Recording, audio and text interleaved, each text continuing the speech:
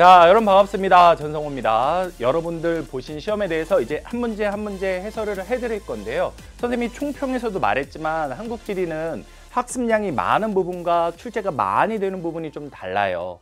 기본적으로 개념을 다지기 위한 과정에서는 학습량이 많더라도 개념이 중심인 파트들을 중심으로 같이 살펴봐야 됩니다. 그래서 이번 시간에 해설도요, 선생님이 전체적으로 여러분들이 이제 1, 2, 3단원에 해당하는 부분들이 개념이 많다고 했는데 그것과 관련된 것들을 중심으로 해서 꼼꼼하게 설명을 해드리도록 하겠습니다. 여러분들 궁금한 거 있으면 이제 고3 당장 개념 강의 시작한 거 아시죠? 프리미엄 한국지리에 오셔서 같이 하시면 좋을 것 같습니다.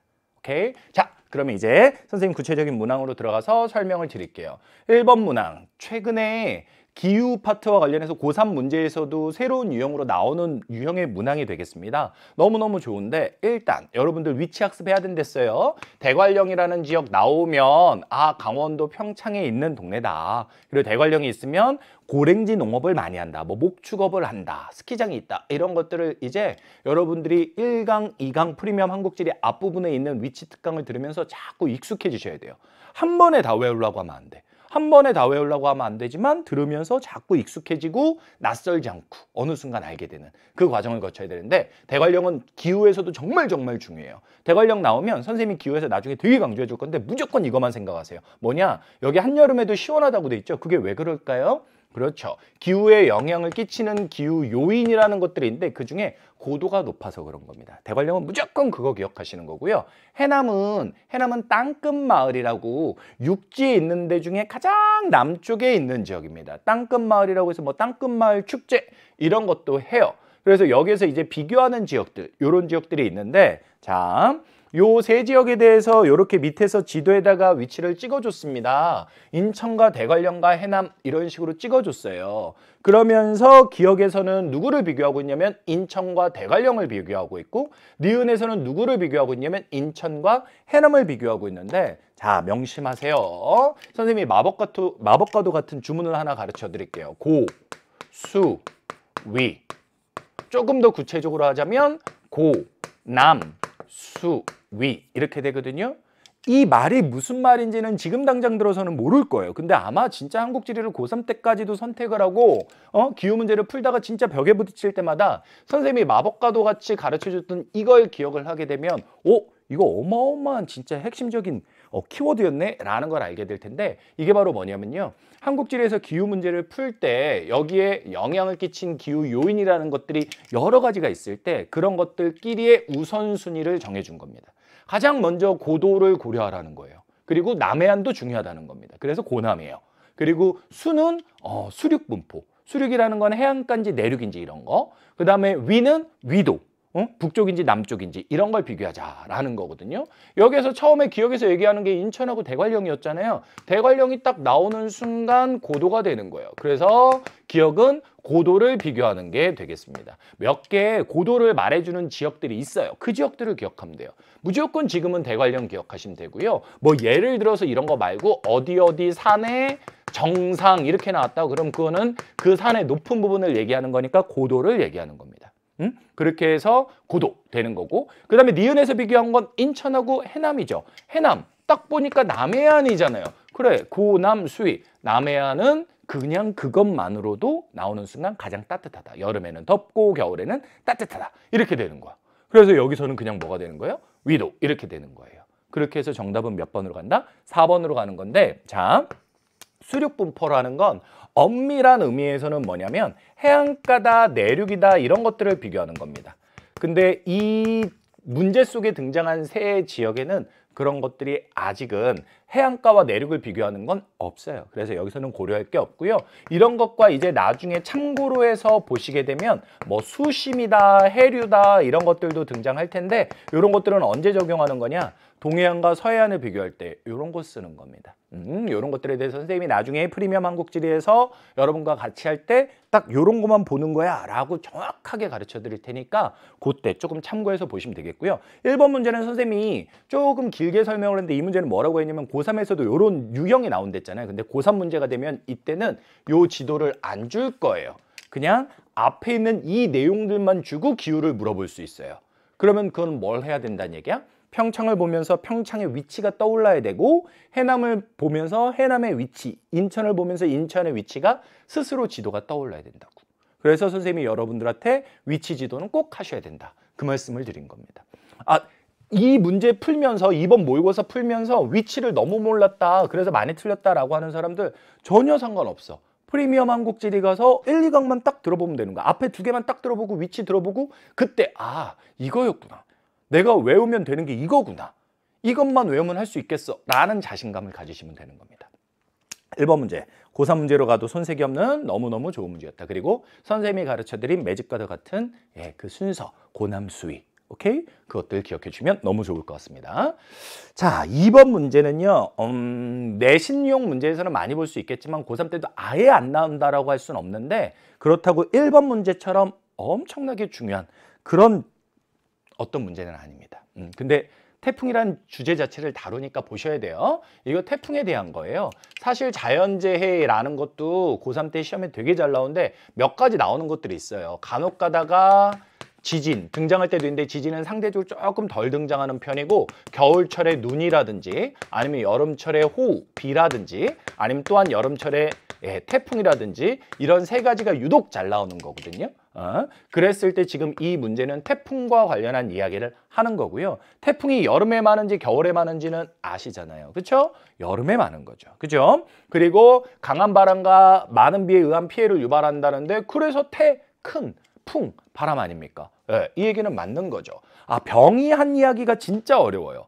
병이 한 이야기가 진짜 어려운데 이 얘기는 뭐냐면 태풍이 이렇게 간다라고 했을 때 태풍의 오른쪽과 왼쪽 중에 어디가 위험해? 라는 걸 말해주는 거거든요. 과학적 원리가 있어요. 뭐 편서풍과 태풍으로 휘말려가는 바람의 방향 이런 것들인데 그런 것들을 실전에서는 묻지 않습니다. 실전에서는 그런 것들을 묻지 않으니까 그냥 어느 쪽이 위험한지만 기억하시면 돼요. 오른쪽. 선생님 기준으로 이렇게 되는 거야. 오른쪽은 이렇게 때리고 있고 왼쪽은 이렇게 때리고 있고 어디가 아파? 둘 다 아프지. 근데 오른쪽이 더 아파. 오른쪽이 위험하다. 그래서 오른쪽이 왼쪽보다 피해가 커요. 맞는 말 되겠습니다. 선생님이 이거는 빨간색으로 체크했고 이거는 흰색으로 체크했는데 이거는 물론 상식적인 얘기긴 하지만 요거는 좀 어려운데 상대적으로 많이는 안 나오니까 이렇게 체크를 해드린 겁니다. 그래서 좀 어려운 말 하나 가르쳐 드릴까요? 오른쪽을 그래서 뭐라고 하냐면 교과서적으로 위험한 반쪽이다 그래서 위험반원 이렇게 말을 합니다. 상대적으로 왼쪽은 가항반원 이렇게 말을 하는데 항해가 가능하다는 말인데 이 자체가 많이 안 나오면서 말이 좀 많이 어려우니까 그냥 오른쪽이 위험하대 그 정도로만 기억을 해주시면 좋겠습니다. 그리고 태풍과 관련한 이야기를 하는데 미세먼지 농도가 높다라는 건 말이 안 되겠죠. 그래서 정답은 을과 병이 맞으니까 3번 이렇게 가는 겁니다. 아시겠죠? 1번에 비해서 조금 안 나온다고 말은 할 수 없지만 조금 가벼운 주제고요. 3번 문제는요. 3번 문제는 예전 같았으면 이거는 고2용 문제지 고3에서는 이런 거 잘 안 나옵니다 라고 할 수 있는데 요새는 고3 문제에서도 이런 테마들이 꼭 나와요. 근데 사실 고3 문제에서 이게 나오게 되면 아주 어려운 문제다라고 할 수는 없어요. 근데 오히려 이런 것들을 틀리게 되면 어떻게 되는 거야? 그치, 자기의 등급이 깎이는 거예요. 왜? 어렵지 않은 거에서 자기만 혼자 틀린 거거든. 자기만 혼자. 여러분들이 명심하셔야 될 게 수능에서 1등급을 받으려면 4% 안에 들어가야 되지만 4%짜리 문제, 정답률이 4%인 문제를 맞춰야 되는 건 아니에요. 정답률이 4%인 문제 없어요. 그런 문제 없습니다. 누가 더 꼼꼼하게 빈틈없이 모든 테마에 대해서 실수 없이 맞춰줄 수 있냐. 그게 중요한 거거든요. 3번 문제도요. 아주 어렵다. 아주 많이 나온다 할 수는 없지만 최근에 점점점 출제 빈도가 늘어나면서 가장 기본적인 거니까 꼭 해주셔야 됩니다. 자, 기업과 관련해가지고 봄추위, 꽃샘추위다 라고 얘기하는데 꽃샘추위, 봄에 있다. 여기서 직접적으로 말을 해주고 있어요. 근데 이제 이것에 대해서 좀 이따 선지는 보고요. 니은은 장마에 대한 이야기하고 있고요. 기억, 꽃샘추위 얘기를 하고 있네요. 기억 동그라미 기억. 그 다음에 니은은요. 장마에 대한, 장마철에 대한 이야기를 하고 있고요. 디귿은요. 한여름의 소나기에 대한 이야기를 하고 있고 리을은요. 동지섣달이라고 하는 게 겨울이고요. 겨울에 북풍, 북쪽에서 바람이 불어온다 이런 얘기. 그러면서 여기서 보니까 추위와 관련한 이야기 이런 것들을 지금 해주고 있거든요. 자, 이런 것들에 대해서 어떻게 보기에서 분석을 하는지 한번 봅시다. 기억. 주로 시베리아 기단이 일시적으로 확장을 했을 때 나타난다라고 돼 있는데 이거 진짜 어려운 선지야. 이거 진짜 어려운 선지입니다. 이것 때문에 고3에서 문제를 낼 수도 있는 거예요. 바로 뭐냐면 우리가 계절별로 어떤 기단을, 공기덩어리를 얘기할 적에 시베리아 기단은 언제를 많이 얘기하냐면 겨울을 얘기한단 말이에요. 근데 앞에 기억에서 뭐라고 했냐? 꽃샘추위는 봄추위다 이렇게 얘기를 한 거야. 그지? 봄추위다 이렇게 얘기를 한 거야. 그러니까 고민이 되는 거죠. 왜? 계절로 보면 봄이라고 돼 있고 시베리아 기단은 겨울이라고 알고 있는데 또 추위라고 하면 이거는 시베리아 기단이 맞는 것 같고 고민이 될 텐데 맞는 얘기입니다. 맞는 얘기예요. 추위와 관련한 건 이것이 설령 봄에 있는 꽃샘추위라 할지라도 시베리아 기단의 영향인 겁니다. 그래서 여기서 잘 보면 일시적인 확장이란 말이 들어가 있는 거예요. 아, 겨울이 끝나가면서 봄이 오니까 시베리아 기단이 죽은 줄 알았는데 죽지 않았어 이러면서 다시 커진다 그 얘기예요. 그래서 이 기억선지는 진짜 매력적인 고3 문제에 나와도 학생들이 힘들어하는 그런 내용이고요. 니은은요, 장만대 산불을 얘기한 거, 건조하다 얘기하는 건 이거는 너무 좀 심했죠. 그렇죠? 이거는 틀려서는 안 되는 거고요. 디귿선지도 고3용 선지로 등장하는 선지입니다. 비가 내린다라고 했을 때 강수의 유형이 있잖아, 얘들아. 강수의 유형이 4가지가 있어. 단순한 암기인데 이것은 암기지만 기출문제에서도 꽤 자주 보입니다. 바로 여기서 얘기한 대류성 강수라는 건 뭐냐면 소나기예요. 소나기입니다. 여름에 해가 쨍쨍 내려질 때 땅이 뜨거워지면서 올라간 수증기가 비가 되어 뿌리는 그겁니다. 그리고 또 태풍과 관련한 것도 있는데 그런 건 무슨 성 강수라고 하냐면 저기압성 강수라고 해요. 태풍은 또 다른 이름이 열대 이동성 저기압이거든요. 이런 게 있고요. 그 다음에 뭐가 있냐면 전선성 강수라는 것도 있어요. 전선성 강수라는 건 바로 니은에서 얘기했던 장맛비를 말합니다. 장맛비를 장마전선이라고 하거든요. 그리고 이제 지형성 강수라고 해서 산에 부딪히면 비를 뿌리는 그런 녀석들도 있습니다. 이거는 단순한 암기에 해당하는 내용이지만 시험에 출제가 잘 된다. 그래서 소나기 대류성 강수라고 했으니까 디귿선지 맞는 거죠. 맞는 겁니다. 이런 문제 최근에 등장합니다. 진짜. 그다음에 리을은요. 남고북저형 기압 배치라고 돼 있는데 남고북저형은 한여름의 기압 배치를 설명하는 거고요. 참고로 말씀드리자면 남고북저 이런 것처럼 하나 더 기억해 줘야 되는 게 있는데 그게 바로 뭐냐면 서고동저예요. 서고동저는 있잖아. 겨울입니다. 그러니까 리을과 관련해서 겨울을 얘기했는데 여름의 기압 배치에 해당하는 친구를 써놨으니까 이거는 어때? 틀린 게 되겠죠. 그죠? 근데 선생님이 여기서 하나 알려드릴게요. 원리적인 건데 기억해두면 좋아요.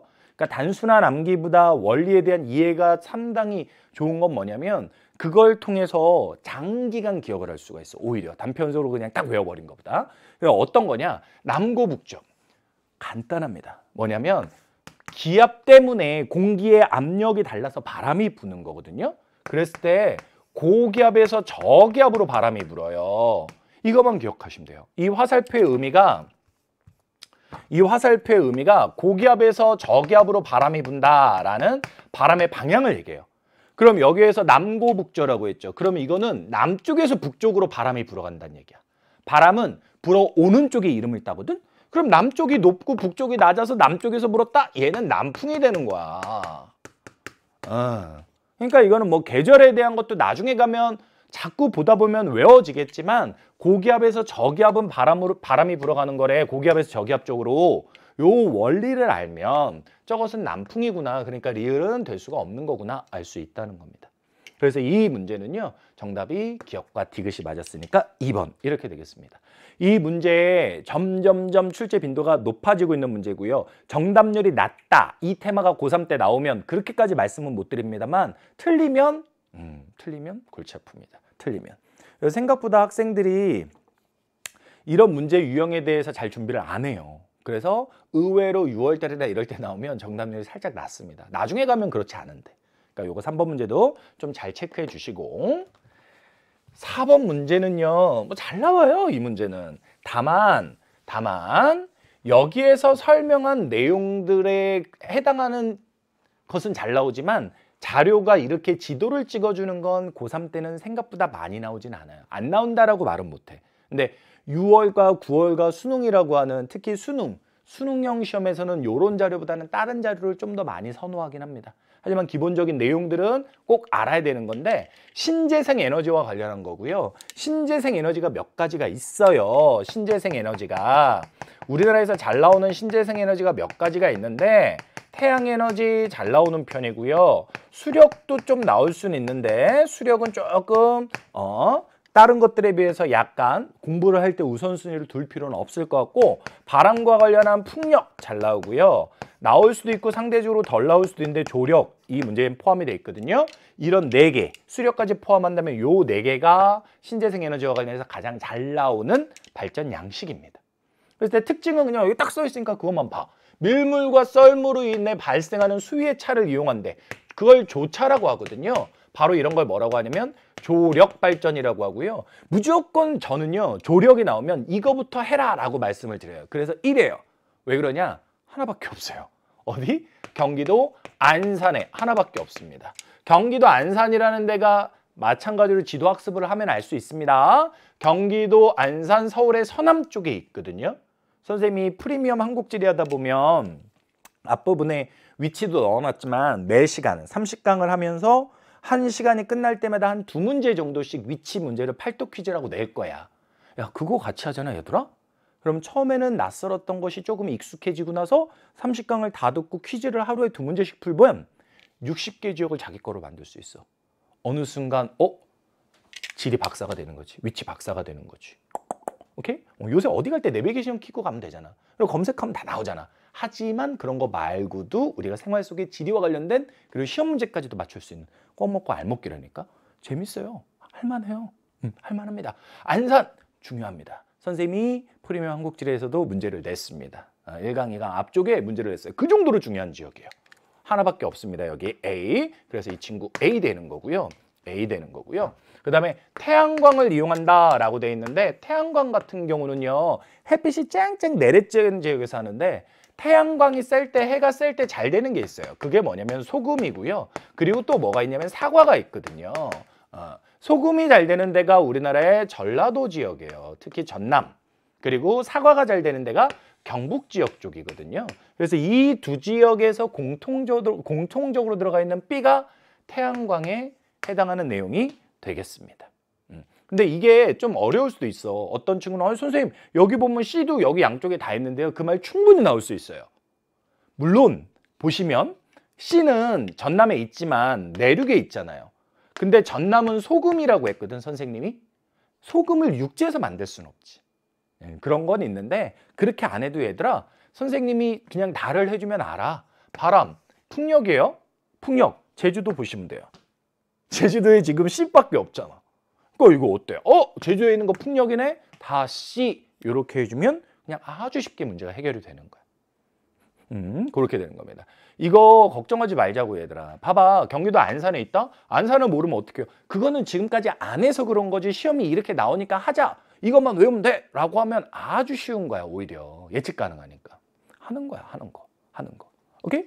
그렇게 해서 해나가 주시면 됩니다. 4번 문제, 자료가 이걸로 나오진 않겠지만 이 테마 자체가 중요한 테마입니다. 이렇게 살펴보셨고요. 5번 문제는요, 이거는 뭐 수능에서도 나올 수 있는 문제예요. 수능에서도 나올 수 있는 문제인데, 이 부분은 사실 한국지리를 선택한 친구들이 앞에 부분을 들으면서 이 과목 나 좀 힘든 것 같아, 이럴 때 첫 번째 고비가 되는 게 이 테마거든요. 바다와 관련된 거. 근데 외워달라는 것만 딱 외우시면 돼요. 여기 진짜 중요한 그 외워야 되는 핵심이 다 나왔는데, 그게 바로 뭐냐면 거리에 대한 거하고 기준선에 대한 거. 이건 그냥 외워주면 되는 거야. 여러분들이 한번 선생님이 어떤 걸 외워야 되는지 옆에다가 써줘 볼 테니까 그거 가지고 한번 곧바로 풀어보세요. 정답은 그냥 그래서 3번 되는 거예요. 보세요. 거리와 관련한 거는요, 우리나라가 12헬이에요. 단 누구만 예외냐? 대한해협이라는 데만 예외인데, 대한해협이라는 데만 좁아서 3해리를 인정을 하는 거야. 그럼 여러분들은 고민되겠죠? 선생님 대한해협이 어디예요? 수업 때 다 가르쳐주지만 얘들아, 우리가 눈만 크게 뜨고 겁먹지만 않으면 여기서 보여. 좁게 보이는 애 얘밖에 없잖아. 얘밖에 없어. 되는 거예요. 거리와 관련한 거 이렇게 되는 거고요. 기준과 관련한 게 있는데 그런 걸 기선이라고 하는데, 핵심적으로 외워야 될 것만 지금 말씀을 드릴게요. 기선은요, 통상기선이라는 게 있고, 여기 설명이 돼 있죠? 직선기선이라는 게 있는데, 통상기선은요, 동해안에서 주로 적용을 해요. 그런데 서민 지역에서도 통상기선을 적용하는 친구들이 있고, 그 친구들이 시험에 잘 나오는데, 그게 누구냐면 제주도와 옆에 있는 마라도, 그리고 울릉도와 옆에 있는 독도 이런 데들이 뭐가 되는 거냐면 바로 섬이지만 통상기선을 적용하는 친구들이거든요. 응? 이 지역들의 위치만 여기서 알면 되는 거야. 그리고 직선기선의 경우는 어디서 많이 적용을 하냐면 황남해에서 많이 적용을 해요. 왜냐면 여기가 해안선이 복잡하고 섬이 많거든요. 그리고 하나 선생님이 조심해달라고 부탁을 하는 게 대한해협이거든요. 여기 나오는 거지 뭐. 그럼 여기에서 뭐야? A, B, C를 가지고 선생님이 해볼게. 대한해협 C예요. 나머지 A, B는 다 12L인 겁니다. 그리고 여기서 통상기선 누구예요? 동해안이라며. 근데 동해안이 없어요. 근데 제주도, 마라도, 울릉도, 독도가 통상기선이라면서요. 여기 제주도잖아요. 여기 B가 지금 여기 걸려드는 거예요. 그리고 여기 직선기선이면서 황남해안이랬죠. 그리고 황남해안이라고 했으니까 이거는 A, C도 있는데 C는 여기 대한해협에 해당하는 내용이 되는 거지. 이걸 조합을 해서 문제를 풀어주면 정답이 3번으로 간다는 거죠. 이게 내용이 쉽다는 게 아니라 여러분들이 자꾸 보면서 어떤 게 나온다라는 걸 알고 그것을 적용해 줄 수 있으면 문제가 풀릴 수 있냐 없냐 그 측면에서 이제 고3의 수능 과목은 생각을 해야 되거든요. 이거 하는 겁니다. 하는 거예요. 이거 이 자체로도 고3 문제로서 괜찮은 문제인데요. 이거 좋은 문제입니다. 오케이? 이렇게 푸는 겁니다. 외워주시면 되는 거고요. 6번은요. 그러니까 지금 1번부터 6번까지 풀면서 처음으로 나오는 지형 단원에 대한 거예요. 선생님이 총평해서 한국지리가 앞부분이 약 20강까지가 전체 단원 중에 3분의 2 학습량을 차지하는 그 부분까지가 기후까지라고 했거든요. 그래서 2단원, 대단원 2단원, 네 문제 나오는 대단원 2단원이 지형이라고 했는데 특히 이 친구들이 학습량이 많아요. 그게 왜 그러냐면 일상에서 안 쓰는 말이에요. 여러분 골짜기란 말도 일상에서 잘 안 쓸 거예요. 토사? 그럼 엄마가 얘가 왜 그러지? 이럴걸? 토사란 말 일상에서 잘 안 써. 선생님은 써. 선생님은 시골에 살기 때문에 시골에서 막 흙탕물도 있고 선생님이 전원주택이었는데 주변에 막 흙도 쌓였고 그래서 아 토사 막 이런 말 쓰긴 써요. 쓰긴 쓰는데 일상에서 그렇게 많이 안 써요. 하물며 여기에 뭐 유로가 변경됐다. 유로가 뭐야? 이렇게 되는 거야. 그러니까 지형단원, 기후단원 개념이 중요한 앞부분을 하면서 시간이 많이 걸리는 이유는 이 용어들이 어렵기 때문이라는 거야. 근데 있잖아. 더없이 좋은 EBS에 정말 더없이 좋은 시스템이 하나 있는데 그게 바로 뭐냐면 강의가 끝나고 나면 녹취록이라는 걸 올려줘요. 녹취록이라는 걸. 응? 녹취록이라는 걸 올려주는데 그걸 보면서 낯선 단어니까 모르는 게 기본이라고 생각을 하고 그걸 여러 차례 읽어주잖아요. 이거 극복해요, 친구들. 극복합니다. 학습량이 많고 시간이 걸릴 뿐이지 극복이 돼요. 그래서 용어 중심으로 딱 외워주면 돼. 나중에 해주면 돼요. 그래서 여기서는 이제 그 해당하는 내용들을 지워주라는 건데 기억이 부채꼴 모양이라죠. 선상지라고 불립니다. 우리가 일상에서 잘 안 쓰는데 선자가 부채 선자예요. 상이 모양이란 말이에요. 부채 모양. 선, 상 이 말인데 선, 상, 지 지워줍니다. 유로 변경 과정에서 소뿔 모양의 호수래잖아요. 소, 우, 뿔, 각, 호. 우, 각, 호 이렇게 되는 거야. 여기서 느낌을 좀 채셨어요? 지형단원 용어들이 어려운 이유는 모두 뭐기 때문에? 한자기 때문에. 그 한자에 대해서 익숙해질 시간이 필요하죠. 그만 하고 나면 해결이 된다는 거야. 그래서 이 친구는 정답이 누구냐면 감조하천이라는 거고요. 감조하천은 밀물과 썰물, 조류의 감, 영향을 받는다 이 말입니다. 감, 느낀다. 조류를 느낀다. 좀 표현이 이상하네. 조류에 영향을 받는다 이 말이에요. 그래서 1번이 정답이 되는 거예요. 2번 선지는 뭐에 대한 거냐면 하천 주변의 계단 모양이래죠. 하천 주변, 하안, 하자 나왔지. 계단, 단구, 계단할 때 단자 나왔지. 이런 식으로 관계된 특징들을 보면서 자꾸자꾸 익숙해지면 되는 거고 3번은 누구냐면 하천의 범람으로 자연재방 뒤쪽에 만들어진 퇴적지형이래. 뒤를 배후라고 표현하거든요. 그래서 이런 거를 배후, 습지 이렇게 말을 해요. 일상에서 못 들어봤을 거야. 그러니까 결국은 나중에 가면 듣고 이해하고 외워줘야 된다는 얘기예요. 그리고 4번은 측방 침식이 활발해서 평해를 자유롭게 공유하는 하천이라고 돼 있는데 자유롭게 공유한다. 아 이게 제일 쉽다. 자유롭게 공유하는 하천, 자유공유 하천. 그렇게 되는 거고. 그다음에 5번은요. 하천 하구의 유속의 감소로 형성되었다라고 되는데 하구라는 말은 강과 바다가 만나는 입구예요. 거기에 만들어진 녀석이 누구냐면 삼각주라는 겁니다. 어때요? 1번부터 5번 선지까지 선생님이 선지에 대한 설명 모두 다 했는데 낯설죠? 그죠? 예, 그 용어에 대한 것이 어려워서 학습 시간이 많이 걸리는 거다. 그거 선생님 수업 듣고 선생님이 판서해 주면서 열심히 용어 알려줄 텐데 잘 쓰세요. 근데 선생님의 장점이 뭐냐면 선생님은 말을 쉽게 풀어 써준단 말이야. 근데 그게 이제 수업을 듣다 보면 듣고 있다 보면 그냥 앞에 그 말을 설명하는 말을 그 말을 풀어서 앞에 설명을 했는데 그걸 놓칠 수가 있다고. 그럼 그런 친구들은 어떻게 하는 거야? 프리미엄 한국지를 들을 때 녹취록 보시면 되는 거예요. 녹취록. 아시겠죠? 그렇게 해주면 되는 겁니다. 그게 학습법이야. 극복할 수 있어요. 충분히 할 수 있습니다. 그렇게 봐주시면 되겠고요. 6번 문제는 그래서 정답 1번 가겠고요. 7번 문제는요. 제가 굳이 안 풀어드려도 되는 유형인데요. 이거는 점수를 계산하는 겁니다. 예를 들면 가장 높은 데를 고른다는데 A 하나만 해드릴게요. 비만율이 3점짜리로 체크돼 있잖아요. 그럼 각각 A에 해당하는 데 점수를 써봐. 음주율 3점이죠. 흡연율 2점짜리죠. 그럼 이런 식으로 얘는 3점, 3점, 2점이니까 8점이 되겠구나. 이런 식으로 점수를 계산을 하는 겁니다. 그래서 가는 유형이에요. 오케이? 요거는 그냥 한 문제 푸는 요령만 알면 주는 겁니다. 주는 거고요. 그래서 정답은 해보시면 8점으로 A가 제일 높습니다. 해보시면 되고요. 8번 문제는요. 역시 지형단원에 대한 이야기인데요. 여기 보게 되면 이거는 고3 때도 나온 건데 도담산봉이라고 돼 있는데 이건 좀 어려워요. 그런데 이 지명이 나왔어요. 단양.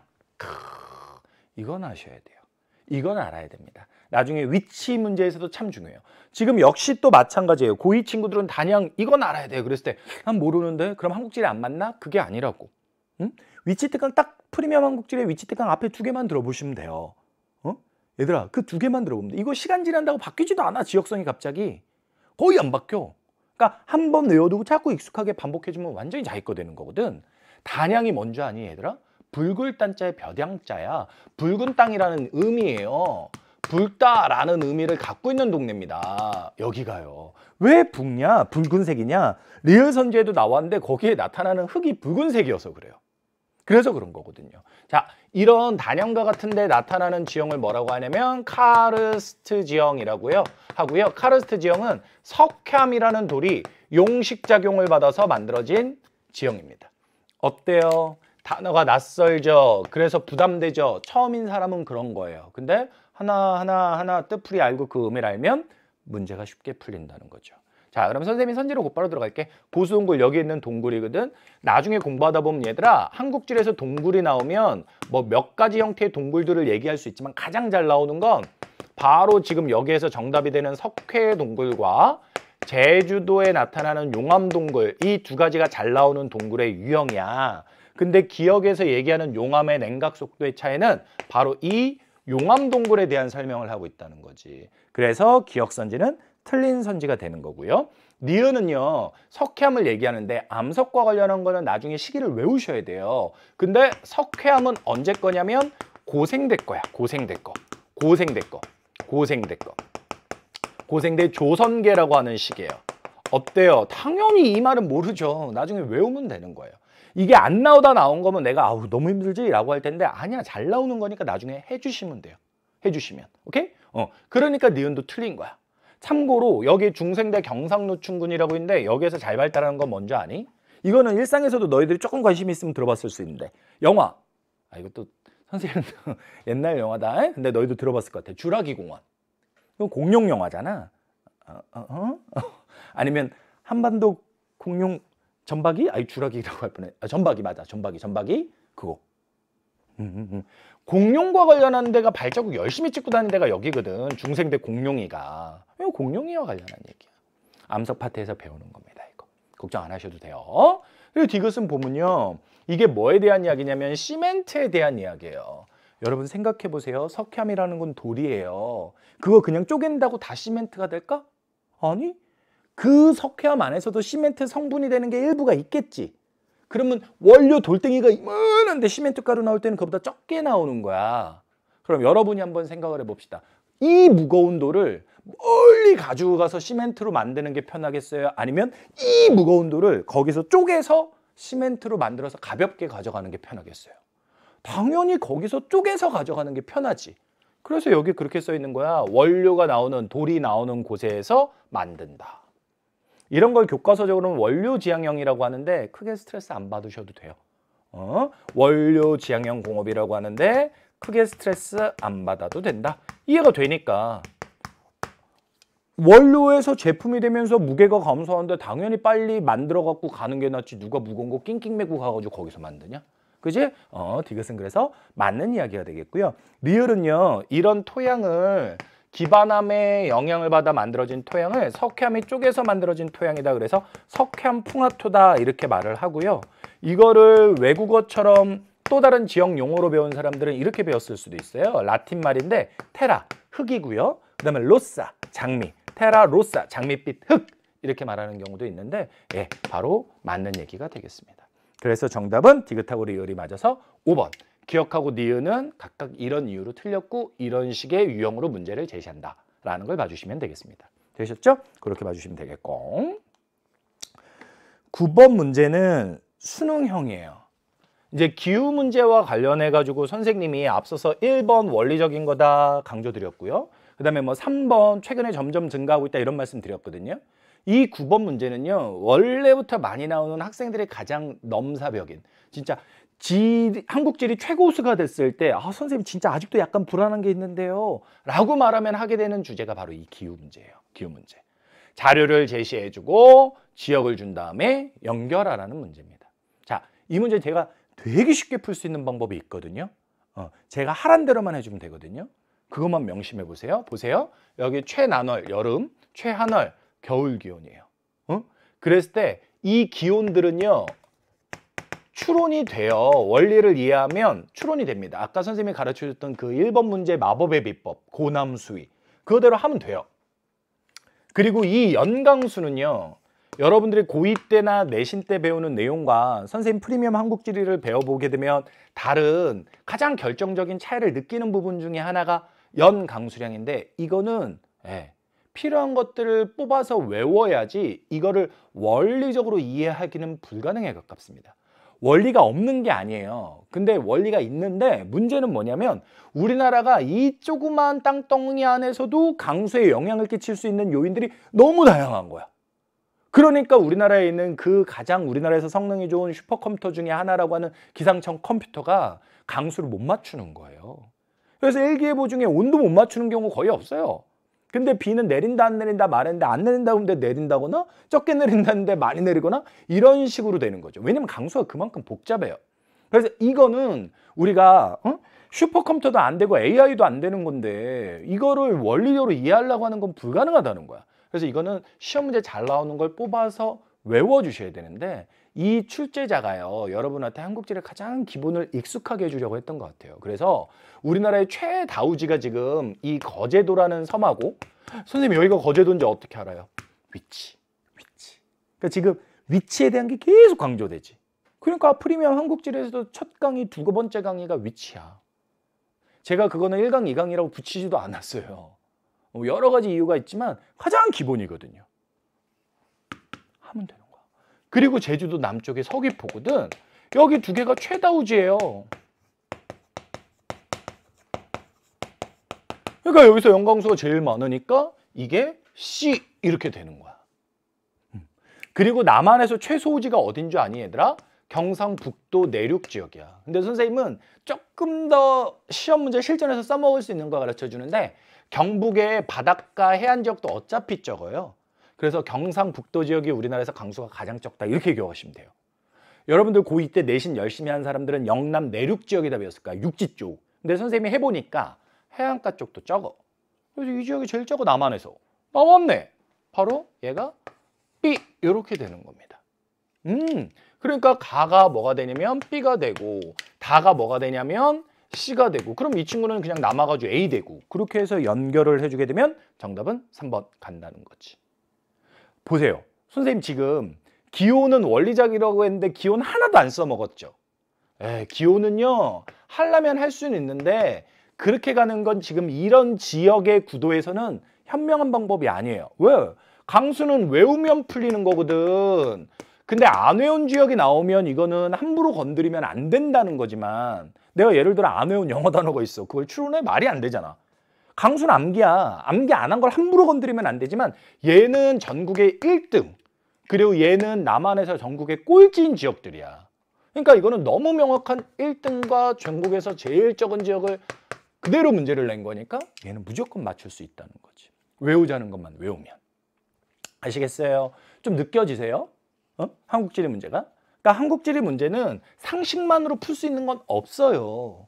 왜? 사문이나 생유는 그거 그냥 좀 들어봤는데 이런 느낌으로 풀리는 게 있잖아요. 근데 한지는 그런 게 없는 거야. 한지가 그냥 풀린다라고 하는 사람들은 그런 친구들은 여행을 많이 다니거나 아니면 그런 지리적인 지식에 좀 해박한 거지. 그러다 보니까 학생들이 뭐라고 생각하냐면 나는 지리적인 지식, 나는 어디에 뭐 있다는 걸 잘 모르니까 한국지리 안 맞나 봐 이렇게 생각을 하는데 그거 아니라고요. 다 선생님이 가르쳐준 외워야 된다라는 내용 속에서 나오는 거야. 그러니까 그것만 따박따박 해주면 더없이 아름다운 과목이야. 응? 그냥 되는 것도 없지만 외운 것에서 벗어나는 것도 거의 없어요. 너무 좋은 거죠. 너무 좋은 거죠. 자, 그런 면에서 9번은 봐주시면 되겠고요. 10번 문제는요. 대동여지도와 관련해서요. 표현 그 제작상의 특징이 2가지가 있고요. 표현되어 있는 특징이 5가지가 있고요. 있을 것 같은데 없는 2가지가 있어요. 근데 이 문제의 정답은 있을 것 같은데 없는 2가지에 대한 내용입니다. 바로 뭐냐면 4번이에요. 산을 그려놔서 어느 산이 대략 높다, 어느 산이 낮다는 알 수 있거든요. 근데 그 산의 높이가 정확히 얼마다, 그건 알 수가 없어요. 그래서 이거는 옳지 않은 게 4번 이렇게 되겠습니다. 간단합니다. 1번은요. 표현 요소 5가지 중에 하나예요. 점을 딱딱딱 찍었는데 점과 점 사이의 간격이 10리마다예요. 10리마다 점을 찍어준 거예요. 그래서 거리를 파악해 줬고요. 2번째는 표현 요소예요. 제작상의 특징입니다. 제작될 때 목판본으로 했다는 거예요. 그리고 3번째는 표현되어 있는 5가지 중에 하나입니다. 기호를 써서 지도표를 그렸어요. 4번째는 오답이라고 말씀드렸고요. 5번째는 산줄기뿐만 아니라 물줄기도 그렸는데 그 물줄기가 어떤 건 2줄로 그리고 어떤 건 1줄로 그렸어. 1줄로 그린 건 배가 못 다니는 거, 2줄로 그린 건 배가 다니는 거. 그거였어요. 그래서 이 문제는 대동여지도와 관련한 기본적인 걸 배우면 해결되는 문제. 그렇게 되고요. 11번 문제는 많이 나온다고 할 수는 없어요. 많이 나온다고 할 수는 없는데 한 문제 속에 전체 이렇게 한 문제로 통으로 내기는 좀 그렇지만 선지를 구성하는 내용으로는 등장할 수 있는 그런 조금 상대적으로 출제 빈도는 좀 떨어지는 주제입니다. 뭐에 대한 거냐면 지역에 대한 건데 간단해요. 이것만 한번 보세요. 지역에 대한 건데 지역은 딱 2개 지역으로 나뉘거든요. 무슨 지역과 무슨 지역으로 나뉘냐면 등질 또는 동질 지역이라는 것과 기능 지역이라는 걸로 나뉘어요. 등질, 동질 지역은 등 또는 동이 유사하거나 동일한 특성이라는 말이에요. 같다, 같을 동 이런 말이죠. 같은 특성을 가진 데를 묶은 게 등질, 동질 지역이에요. 반면에 기능 지역은 뭐냐면 하나의 중심지가 있고요. 그것에 영향을 받는 지역이 있어요. 배후지예요. 이들 간의 관계로 나타나는 게 기능 지역이에요. 잘 들어. 이 기능 지역은 무슨 권으로 표현합니다. 상권, 통근권, 통합권. 예외가 있어요. 유일한 예외가 누구냐면 권자로 끝나는데 등질 지역이 되는 친구가 바로 문화권이에요. 문화와 관련한 것은 권자로 끝나더라도 그거는 유사한 곳을 묶은 거지 어느 하나의 중심지로 구성된 게 아니기 때문에 이 친구만 유일하게 등질, 동질 지역이라고 합니다. 권자로 끝났음에도 불구하고. 그게 아니라 무슨 예를 들면 상권, 통근권 이런 권자로 끝나는 애들은 모두 다 기능 지역이다 라는 거야. 됐습니까? 자, 그럼 여기에 보니까 뭐라고 돼 있냐? 방언이라고 돼 있죠? 이거 어려운 거예요. 방언이 문화예요. 문화를 연구할 때 가장 많이 하는 것 중에 하나가 언어였거든요. 사실 요새 지리학을 전공하는 분들은 이걸 많이 하진 않고 국어 쪽을 하시는 분들이 많이 하는 걸로 알고 있는데 지리학 쪽에서도 요새 하면 이런 걸 가옥 구조를 가지고 한다든지 뭐 이런 것들이 있거든요. 과거에 또 많이 했었고 대표적인 문화에 대한 연구입니다. 이거 문화권에 대한 거예요. 그래서 이 친구가 누구냐면 등질, 동질 지역이에요. 어렵습니다. 근데 여기 한번 보세요. 여기 보게 되면 권이란 표현을 직접 안 썼지만 통근, 통합, 권 이럴 때 많이 들어본 거고요. 여기 하나 가운데 중심 있고 여기서 쭉 선이 뻗쳐나갔죠. 얘가 가운데 중심이라는 거예요. 중심. 중심으로 표현한 얘가 바로 뭐냐면 기능지역 이렇게 되는 거거든요. 이렇게 됩니다. 자, 기억선지에 나오는 점이지대라는 건 여러 개가 섞여 있다 그 말인데 여기 보면 함께 쓴다라고 돼 있잖아요. 그러니까 그런 데가 있으니까 점의지역 있는 거죠. 그래서 기억은 맞는 거고요. 니은은 중심지역 배우지, 기능지역에 대한 설명이 그거라니까요. 그래 맞는 거죠. 정답은 그래서 1번 이렇게 되는 거고요. 디귿은요 보시면 지역 간 상호작용이라는데 이 말이 어려운데 주고받는다는 거잖아요. 영향을 끼친다라는 거예요 서로. 그래서 이거는 중심지와 배우지의 관계로 오히려 기능지역으로서 더 파악이 좀 쉽게 되는 겁니다. 좀 어렵고요. 디귿선지는. 리을은 정확하게 반대로 말하고 있는 거죠. 그래서 이 문제는요 이렇게 하나의 테마로 나오면, 한 문제로 나오면 오히려 어려운데 실전에 가게 되면 선지 하나 속에 등장할 때가 많아요. 그랬을 때는 딱 요 개념만 잡고 계시면 됩니다. 아시겠죠? 그렇게 가주시면 되겠다라는 거고요. 12번 문제는요 자료 해석형 문제입니다. 자료 해석형 문제예요. 자, 이거는 뭐 곧바로 들어가서 말씀을 드릴게요. 연령별로 어떻게 바뀌는지, 그리고 여기에 성비가 어떻게 되는지가 나와 있는데, 연령별은 말 그대로 보는 거거든요, 그냥. 근데 성비와 관련한 건 일단은 사전 지식이 좀 필요해요. 그 지식이 바로 뭐냐면, 성비라는 건 여자 100명당 남자의 숫자라는 거야. 여자 100명당 남자의 숫자. 그래서 성비는 예를 들어서 100을 넘는다 그러면 남자가 많다라고 해서 이런 건 남초라고 부르고요. 성비가 100이 안 된다 그러면 이거는 여자가 많다 그래서 여초 이렇게 부릅니다. 이것에 대한 기본적인 지식이 있어야 돼요. 자, 그럼 문제로 갈게요. 1번 2020년 이후, 여기가 2020년이죠. 유소년층 인구는 유소년층이 0세에서 14세입니다. 15세에서 64세 청장년이고요. 65세 이상이 노년이에요.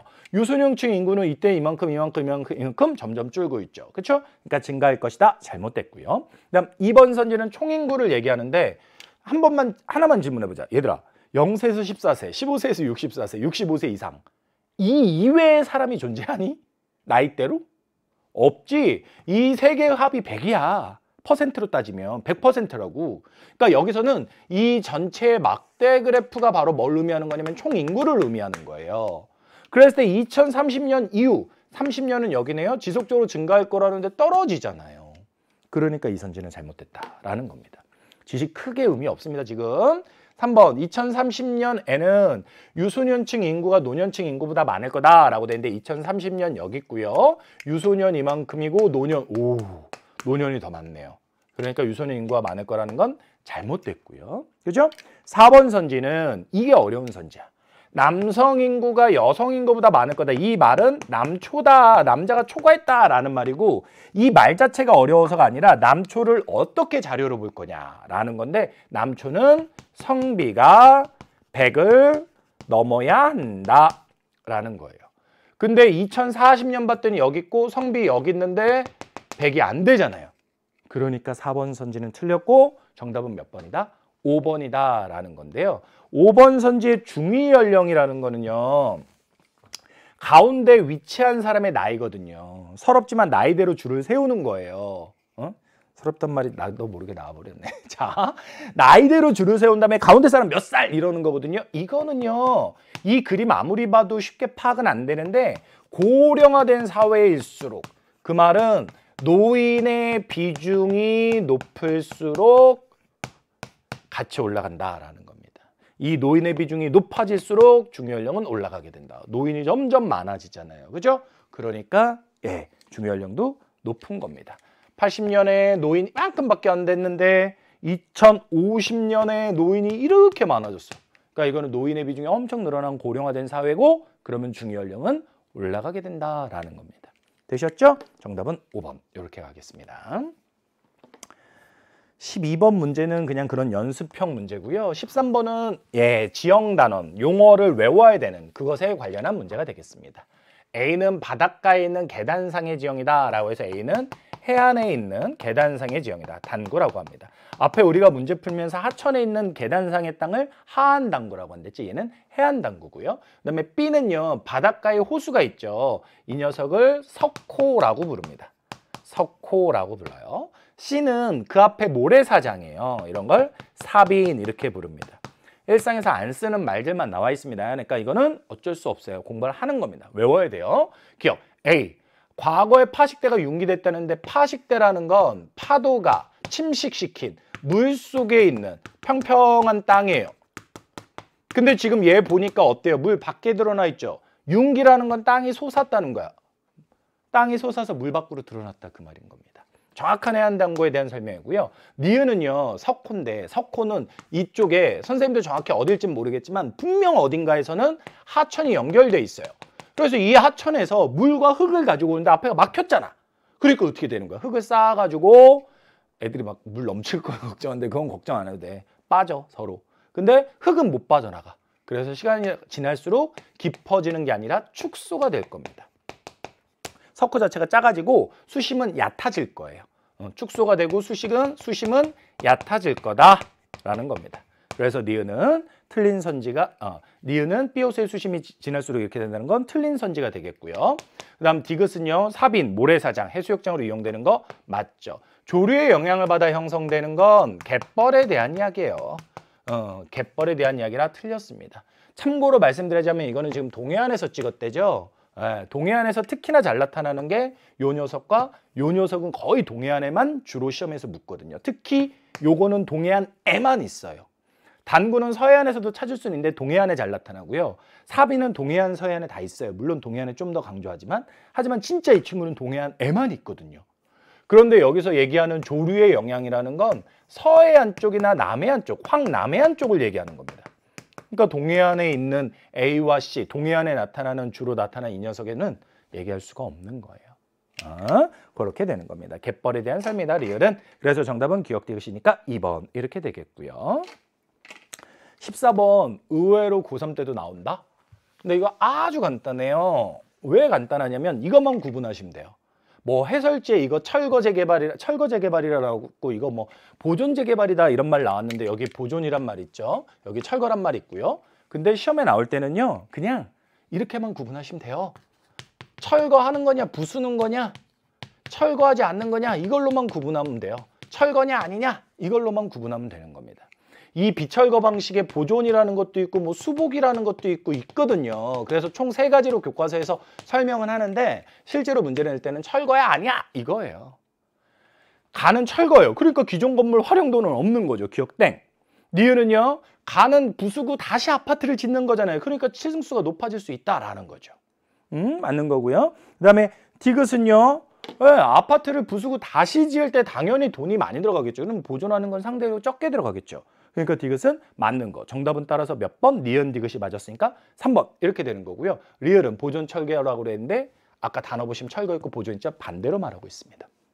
됐습니까? 이런 겁니다. 이거 실제에서도 나와.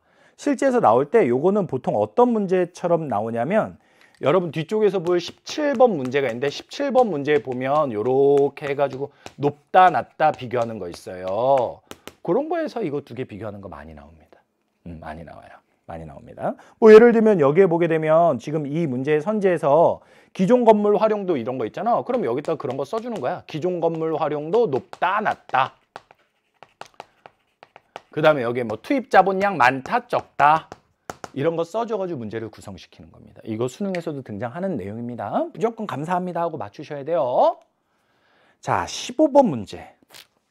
15번 문제는 보통은 부산이나 서울로 나와요. 근데 기출문제를 보면 대구로 나온 적도 있고 한데요. 이 문제는 이거 보고 부산 사람이 유리하다 그렇게 생각하시면 안 돼요. 그리고 서울지도 나왔다고 서울 사람이 유리하다 그렇게 생각하셔도 안 돼요.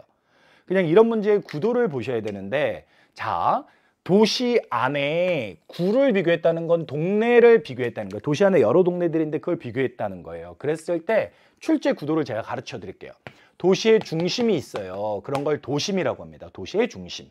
그리고 끝부분을 외곽 또는 주변 지역이라고 해요.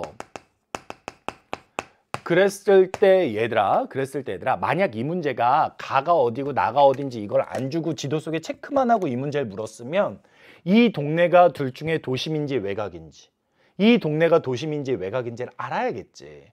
근데 이 지도를 모르더라도 이 자료만 보면 우리는 누가 도심이고 외곽이라는 걸 해석할 수 있고 해야 되거든. 응? 그래서 부산 사람이 유리한 문제는 아니라는 거야. 그럼 뭐냐? 핵심. 보라는 것만 봐. 도심은요.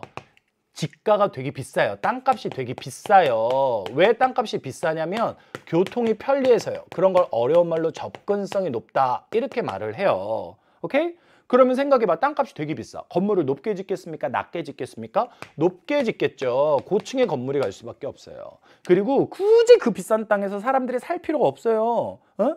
그냥 사는 거는 나가서 살고 거기는 고층 빌딩을 지어가지고 회사가 들어가면 더 좋다고요. 그래서 여기는 회사 같은 것들이 많이 몰리는데 이런 걸 중심 업무지구라고 합니다. 이해할 수 있겠니? 그러니까 여기는 사는 사람은 줄어들었는데 낮에 일하는 사람은 업무지구, 일자리가 많은 지역이다 보니까 많아서 상대적으로 상주인구보다 주간인구가 많은 거야. 상주인구보다 주간인구가. 그러면 아침 시간에 어떻겠어요? 출근을 들어오는 사람이 많겠어요? 여기서 출근을 딴 데로 나가는 사람이 많겠어요? 출근을 들어오는 사람이 많겠죠? 그런 걸 통근 때 들어오는 사람이 더 많다. 통근 때 순이입이 일어난다. 이렇게 말을 하는 거예요. 됐습니까? 그런 것들이 기본적인 거야. 그럼 이걸 바탕으로 한번 해볼게. 초등학교 학급수가 많대. 지금 여기 보면 가와 비교한 나의 자료죠. 상주인구가 나가 적고 가가 많죠. 그럼 얘가 뭐가 되는 거냐면 도심이 되는 거고 얘가 외곽이 되는 거예요. 외곽 같은 경우는 도심과 정반대의 특징을 보이는 거거든요.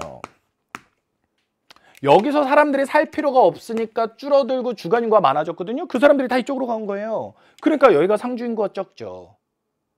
선생님, 주간인구 지수는 뭐예요? 이거는 뭐냐면 공식인데 어떤 공식이냐면 그 동네에 사는 사람 상주인구분의 주간인구 곱하기 100 이렇게 해준 거야.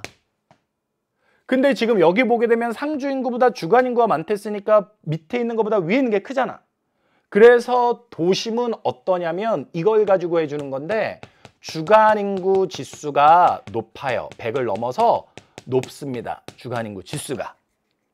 그러니까 여기 보시면 이 친구 주간인구 지수 높으면서 상주인구 적죠. 이게 도심이라고요. 얘가 외곽이고. 그럼 사는 사람이 적으니까 지금 여기서 보게 되면 누구의 특징을 비교하라면 나의 특징이니까 도심의 특징을 비교하라는 거고 도심은 사는 사람이 적으니까 학교는 적게 필요하겠죠. 초등학교는. 그리고 땅값이 비싸니까 집약도 고층으로 올라가면서 높다고요. 자, 사는 사람이 나간댔죠. 그게 직장도 채워진댔죠. 이런 걸 뭐라고 하냐면 인구가 텅 비었다. 인구 공동화 현상이라고 하는 거예요. 이 말 어려워요. 이게 영어로 도넛이에요. 도너스 가운데 텅 빈 거 튜브처럼 그거거든요. 도심의 인구가 비었다는 거예요. 이거 어려운 말입니다. 도심에서 나타나는 건 인구 공동화예요. 그 다음에 4번은요. 단위명절 땅 지가가 낮다. 지가 높다고 그랬잖아. 그리고 여기 보면 출근 시간 때 유출 인구가 많다는데 아니라니까요. 일하기 위해서 들어오는 사람이 많다니까요. 그래서 이런 말들은 잘못된 거예요. 정답은 3번 되겠습니다. 이 문제를 보고 여러분들이 이렇게까지 해야 돼. 이거 아니야, 얘들아. 이런 지도까지 가는 거 아니야. 기본적인 특성만 알면 이 문제는 풀 수 있는 거야. 다만 부산의 중구와 부산의 북구인데 여기는 고3 문제에서도 잘 나오는 지역이에요. 이거 고3 문제 EBS 연계교재 많이 나오거든요. 이쪽에 강서구라는 동네가 있어요. 이 세 개만 알아주면 부산 문제는 거의 풀려요. 부산을 선생님 구까지 외워야 돼요. 그건 아닌데 잘 나오는 지역이 있고 그 지역들을 선생님이 말해준 특성대로 보면 된다.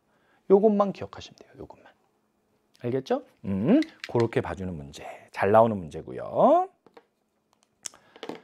16번은요. 16번은 전형적으로 선생님이 한국지리는 앞에 3단원까지가 3분의 2고 뒤쪽에 있는 게 3분의 1의 학습량을 갖는댔죠. 근데 문제 개수는 오히려 뒤쪽에서 비슷하게 나오거나 더 많이 나온댔죠. 얘는 뒤쪽에 거의 무조건 나오는 주제예요.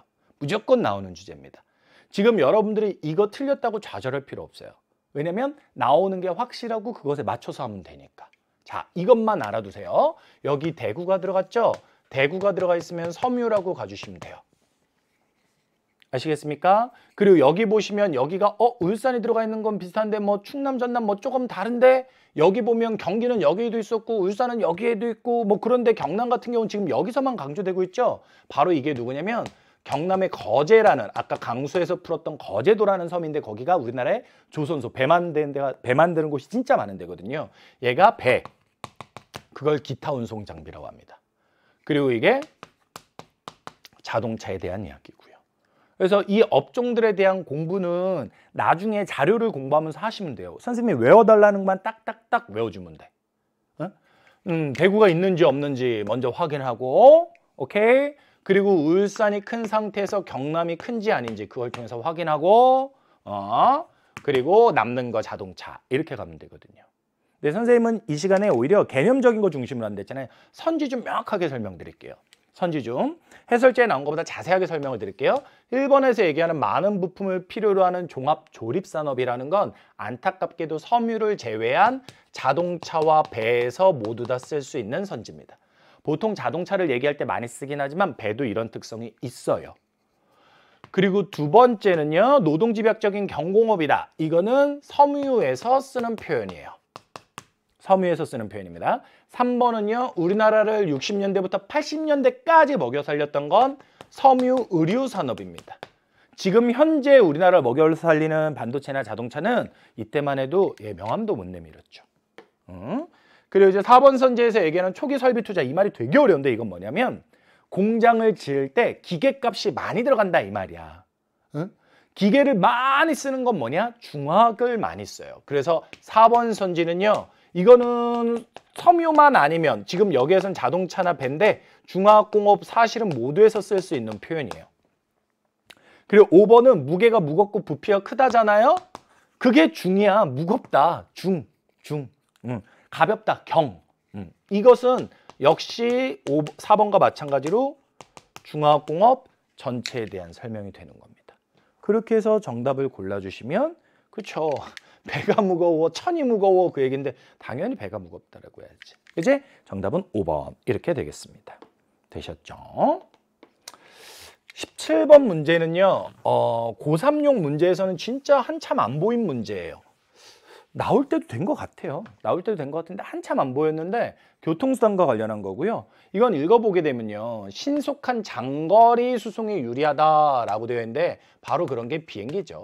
우리나라에서 국가 간 이동을 하는데 도로나 이런 거를 타고 갈 수는 없죠. 비행기고요. 항공이고요. 나는요. 문전 연결성이 뛰어나다는데 문전 연결성이 뭐지? 집 앞까지 가져다 준다. 문 앞까지 가져다 준다는 거야. 선생님 오늘도 띵동 몇 번 눌렸거든? 뭐야? 택배. 택배 아저씨가 띵동하고 집 앞까지 가져다 준단 말이야. 짐을. 택배 아저씨들 뭐 운전해서 오시죠? 자동차잖아요. 바로 도로에 대한 이야기입니다. 아시겠죠? 그런 것들의 특성을 고르는 거고요. 기종점 비용은 도착하는 기종점 비용이라는 건 거리와 상관없이 들어가는 비용을 말하는데 이 비용은 순서를 외우셔야 돼요. 어쩔 수 없는데 이거는 나중에 어렵지 않아요. 순서 외우는데 비행기, 배, 철도, 도로거든요. 그럼 여기서 도로하고 비행기 비교하는 거니까 되죠. 제가 이해하기 쉽게 말씀드릴게요. 기종점 비용을 영어로 터미널 코스트라고 해요. 터미널 비용이야. 비행기 터미널, 공항, 버스 터미널. 누가 더 지을 때 비쌀까? 공항. 그치? 그럼 비행기가 비싼 거야. 그리고 국내에서는 당연히 비행기보다 도로를 많이 탈 수밖에 없고요. 날씨의 제약은 당연히 도로가 적게 받겠죠. 말하고 또 쓰는 게 달라지네. 이렇게 되겠지. 그렇게 해서 골라주면 되는 거야. 그럼 여기에서는 지금 나의 상대적 특성이니까 도로의 상대적 특성을 고르라는 거거든요. 그럼 선생님이 이 표 읽는 법 가르쳐 드릴게요. 기종점 비용은 저렴하죠. 그러면 높으면 위, 낮으면 아래예요. 그러니까 A, B를 지웁니다. 그리고 날씨의 제약은 적게 받죠. 왼쪽이 큰 거고 오른쪽. 지금 이거는 왼쪽이 큰 거고 오른쪽이 작은 거래. 그러니까 C 틀렸지. 그 다음 이거는 국내 여객 수송 분담률은 더 높대요. 그러면 낮으면 앞에 쪽이고 높으면 뒤쪽이래요. 그러니까 뒤에 쪽을 골라줘야죠. 그래서 정답은 D, 4번 이렇게 되는 겁니다. 되셨죠? 요거 표 보는 거 연습해 주시고요. 18번 문제는요. 이 문제를 보면서 첫 번째 느끼는 건 또 그거일 거예요. 지도 모르는데 어떡해? 라는 걸 거예요. 선생님이 얘를 대전이야 얘들아 여기가 천안이야 라고 말을 하면 여러분들 되게 힘들어 할 텐데 나중에 가면 선생님이 외워달라는 인구 규모 외우면 전혀 어려운 거 아니야. 근데 선생님이 여기서 하나의 또 팁을 줄게. 꿀팁. 잘 보거라 얘들아. 여기에 보게 되면 선의 모습이 동네를 이렇게 한 지역을 그어놓은 선의 모습이 여기 밑에 쪽하고 이쪽이 다른 걸 볼 수 있어. 다른 걸 볼 수 있는데 이렇게 혼자 다르게 나와 있는 애들이 뭐냐면 광역시야. 얘네들이 광역시. 광역시는 인구 규모가 100만을 넘는 큰 도시거든. 여기가 큰 도시라는 거야. 얘는 천안인데 그보다 작다는 거고. 그럼 여기에서 누가 큰 도시고 작은 도시인지를 어떻게 하냐? 보게 되면 슈퍼마켓이 써있는데 여기 개수가 많죠? 슈퍼마켓 많은 데는 어떤 데겠어요? 큰 도시겠어요? 작은 도시겠어요?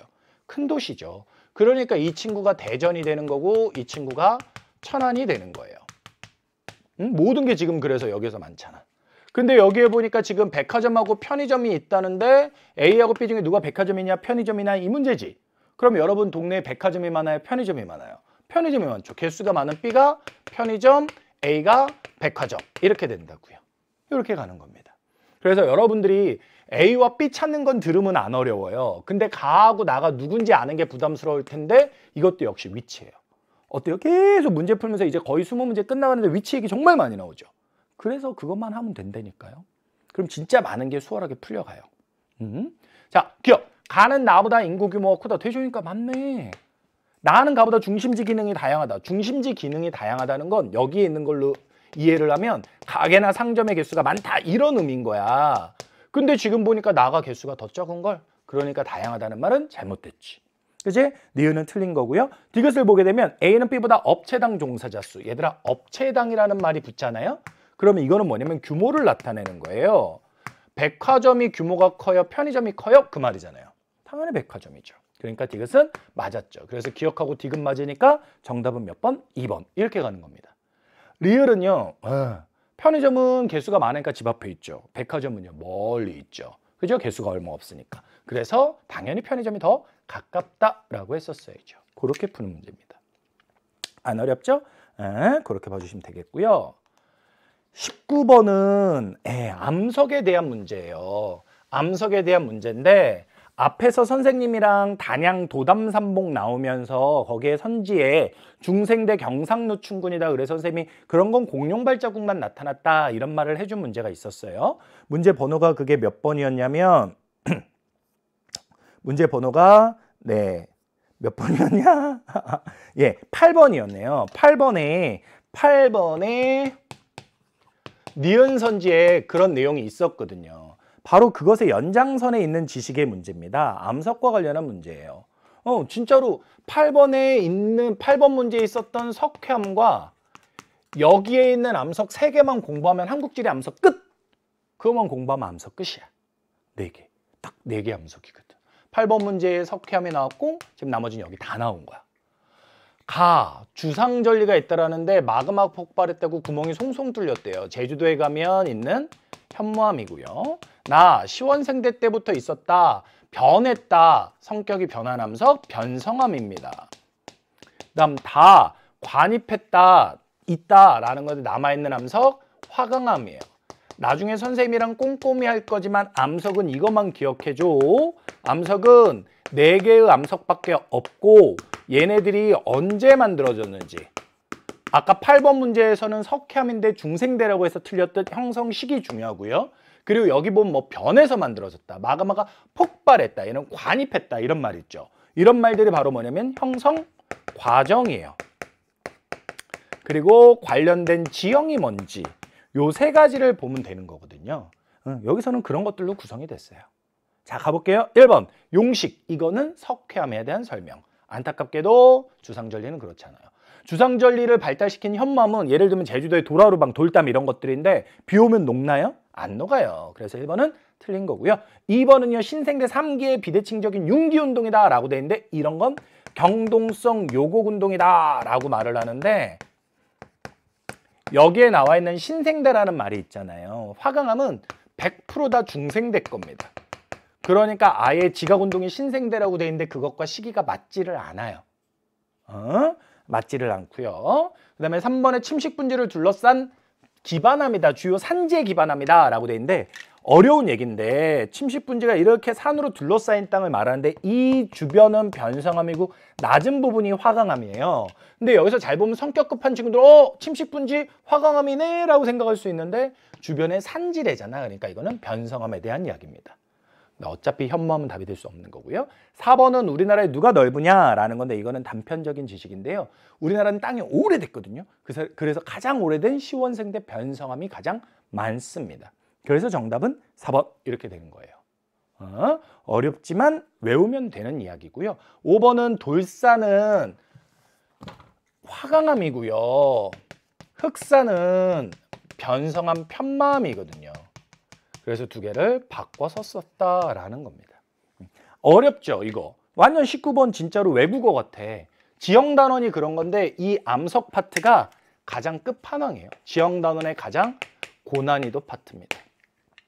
이 문제 맞춘 사람을 박수 쳐야지 틀린 사람 욕할 거 아니야. 이거는 고3들한테 내도 어려운 문제야. 어려운 문제입니다. 그렇게 보시면 되겠고, 마지막 20번 문제. 20번 문제는요, 선생님이 풀라는 대로 풀어주셔야 되는데 그게 바로 뭐냐면 이렇게 선을 그어보세요. 넓어도 되고 좁아도 되고 중요한 건 방향이야. 이렇게 오른쪽 위로 가면서 전라남북도와 경상북도 쪽을 포함하게 해서 선을 긋는 거야. 요렇게. 왜냐면 이 지역이 가장 우리나라에서 농촌의 성향이 강한 지역이거든. 그래서 이 지역이 높으면 농촌이 높은 지표, 이게 낮으면 농촌이 낮은 지표예요. 그랬을 때 이 친구는요, 농촌 지역이 빠졌죠. 도시 지역이 높은 지표. 이 자료는 상위 10개 지역이 하늘색으로 표시되는데 농촌 지역이 많이 들어갔죠. 농촌이 높은 지표. 이렇게 되는 겁니다. 그랬을 때 선지들을 가지고 지워주면서 문제를 푸는 건데, 선생님은 농촌이 높은 지표를 가지고 보니까 쉽더라고요. 인구밀도 농촌이 낮겠죠. 그죠? 인구밀도 낮아요. 노인, 농촌이 많겠죠. 성비라는 게 어려운데 우리 앞에서 성비 이야기했잖아. 성비는 100을 기준으로 얘기한다고. 성비가 높다라는 건 남자가 많다는 얘기고 성비가 낮다라는 건 여자가 많다라는 얘기인데, 농촌은 참 재밌는 게 젊은 사람들 청장년만 보면 약간 남초예요. 약간이 아니라 남초예요. 근데 전체적으로 보면요, 노인들이 많기 때문에 여초가 됩니다. 노인들은 할아버지들이 할머니들보다 평균 수명이 좀 짧아서 성비가 엄청 낮아지거든요. 그래서 농촌은 노인들이 많기 때문에 전체적으로는 여초가 돼요. 그러니까 성비도 여기선 될 수 없는 거야. 이 성비와 관련된 내용이 좀 어려워.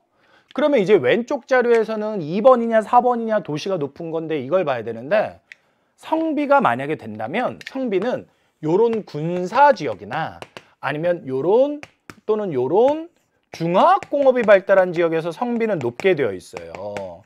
이런 지역이 빨간색으로 체크해준 이 두 지역이 대표적인 남초.